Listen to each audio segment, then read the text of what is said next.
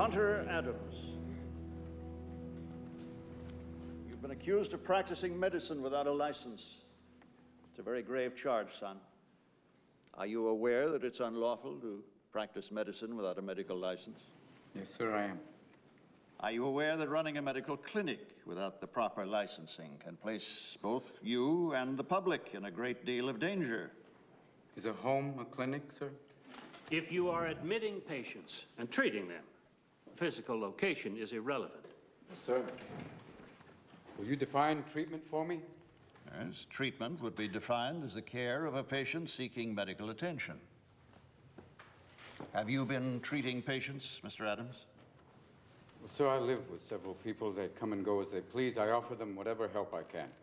Mr. Adams, have you or have you not been treating patients at your ranch?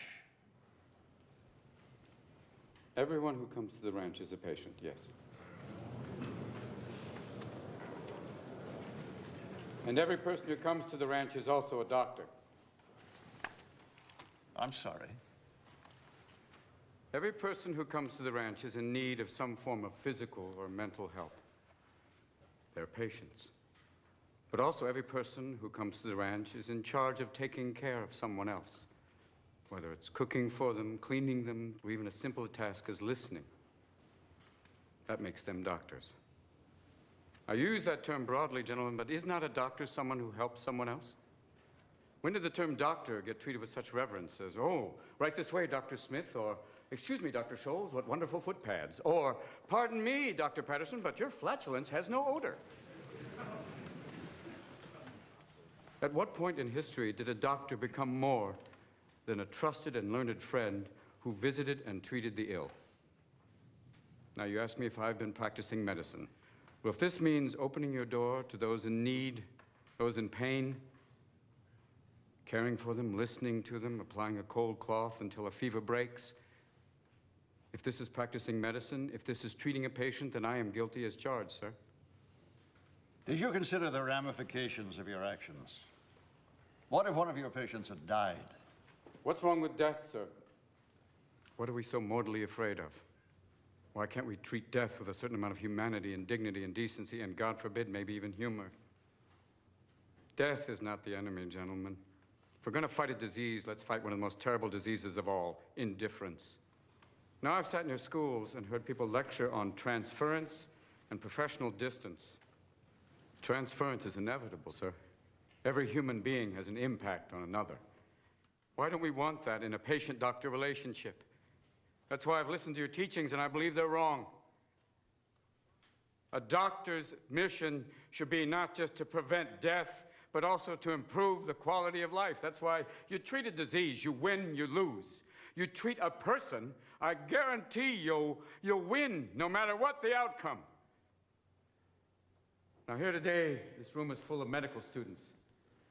Don't let them anesthetize you. Don't let them numb you out to the miracle of life. Always live in awe of the glorious mechanism of the human body. Let that be the focus of your studies and not a quest for grades, which will give you no idea what kind of doctor you will become. Mr. Adams, please turn and don't address wait the till board. you're on the ward to get your humanity back. Start your interviewing skills now. Start talking to strangers. Talk to your friends. Talk to wrong numbers. Talk to everyone. Mr. Adams. And cultivate friendships with those amazing people standing in the back of the room.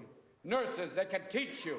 They've been with people every day. They wade through blood and shit. They have a wealth of knowledge to share with you. And so do the professors you respect, the ones who are not dead from the heart up. Share their compassion. Let that be contagious. Mr. Adams, I demand that you turn and address the board. Sir, I want to be a doctor with all my heart.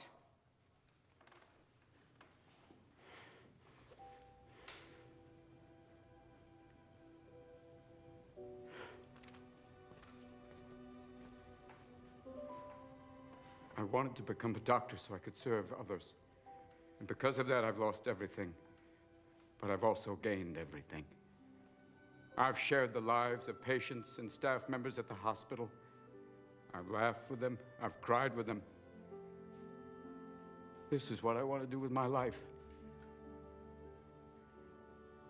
And as God is my witness, no matter what your decision today, sir, I will still become the best damn doctor the world has ever seen. Now, you have the ability to prevent me from graduating. You can keep me from getting the title and the white coat. But you can't control my spirit, gentlemen. You can't keep me from learning. You can't keep me from studying. So you have a choice. You could have me as a professional colleague, passionate, or you can have me as an outspoken outsider, still adamant. Either way, I'll probably still be viewed as a thorn. But I promise you one thing. I am a thorn that will not go away.